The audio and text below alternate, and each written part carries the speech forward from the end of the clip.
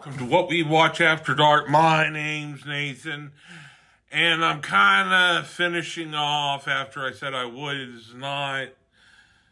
with Nightmare on Elm Street for today's movie. It'll be Nightmare on Elm Street 3 Dream Warriors. It's directed by Chuck Russell. Heather Landerkamp stars in it with Robert Englund, Patricia Arquette, and Lawrence Fishburne. It had a budget of $4 million. It grossed $44 million. Opening weekend in U.S. and Canada, $8 million. And that's on March 1st, 1987. Gross worldwide, $44 million. Well, that's the business end of things. I'm going to go ahead and play the trailer for you. I can say that this one had a way better director in it. I'll just start with that. So, roll 'em.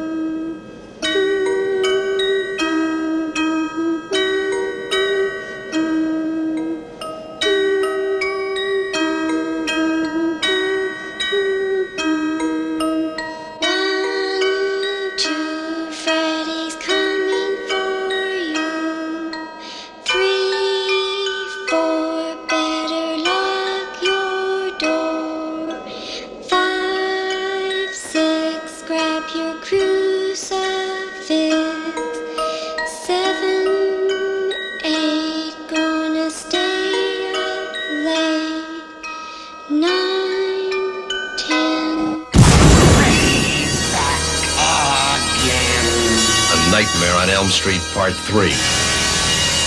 Freddy's just around the corner.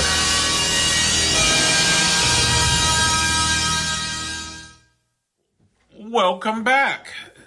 Well, that looks like a lot of fun. It is. And I gave it a 7.5, so you can really skip the second one altogether and then go to 3. So 1, 3, and this is the end of the thing, so maybe I'll do another one sometime in the normal year. But let's start with that unforgettable scene with the clay puppet faces morphing into Freddy Krueger. Looked freaky, right? Well, it wasn't easy to pull off. Special effects man Doug Biswick, using stop-motion animation to bring it to life, they filmed the clay Freddy face getting plainer with each frame, and then they ran it backwards to get the haunting transformation you see in the final cut. That's the movie magic that right there for you. All right, so let's go on. Now here's something that will really blow your mind. Wes Craven had an idea for the third Nightmare film that was so ahead of its time. His original premise: Freddy invades the real world and hunting the actors and crew behind the Nightmare on Elm Street films. Sound familiar, right? That's because it's pretty much the plot of Wes Craven's New Nightmare, which came out in 1994. But this meta-horror concept was actually inspired by Return to Horror High, 1987. Unforgettingly, the studio thought Craven's idea was a little too ambitious at the time and rejected it for Dream Warriors. But hey, it got made eventually, so you have that. Now, here's the thing about Dream Warriors. It was filmed. It's a film debut. Dream Warriors was a film debut for none other than Patricia Arquette. And get this, Robert Englund, Freddy Cougar himself, knew from the start she was going to be a big star. Englund has even shared that pretty much all the guys on the set were head over heels for her. Between takes, some of them would actually ask him for advice on whether or not they had a chance with her. I mean, who better to ask than Freddy, right? Anyway, I mean, yeah, Patricia Arquette is just a different gorgeous altogether. Even I saw Boardwalk Empire recently, and I finished it, and she was in like the last or second to last season, and she was still fucking hot. And, oh, goodness.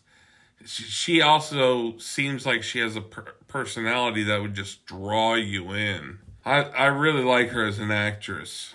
Now, here's a fun tidbit about the dream sequence where Freddy interrupts a Dick Cavett interview. Originally, Sally Kelman was supposed to be the guest on the show, but Cavett was given the chance to pick who he'd interview.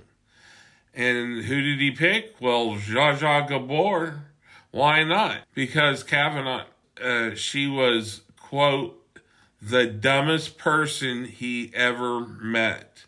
And he never have her on his show in real life. There was anyone he wanted Freddy to kill on screen, it was her. And that's how they got one of the most memorable cameos in horror. If I haven't already said it, I give this movie a 7.5. I think if you're a true horror fan, you're going to love it. There's the cinematographer this time really got it right on when it needs to be bright and when it needs to be dark. Unlike the second one, which was, "Hi, I'm Freddy." Oh, anyway, it was a lot to it, the directing was great.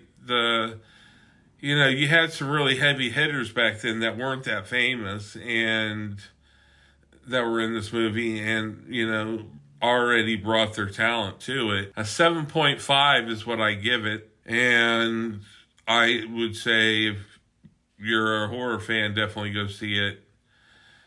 If you're any kind of horror fan, definitely go see it.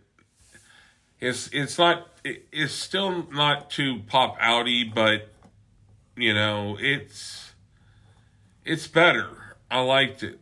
Well, guys, there's one more piece of business. Please like and subscribe.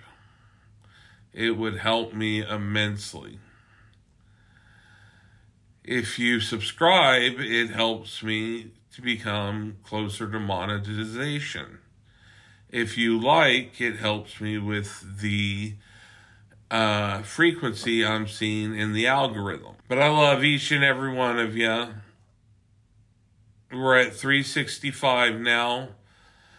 The fam's building, I feel it. But I love each and every one of you, and I want you to remember to try to love each and everybody you know, and hopefully they'll pass it on and so forth, and we can stop the wars.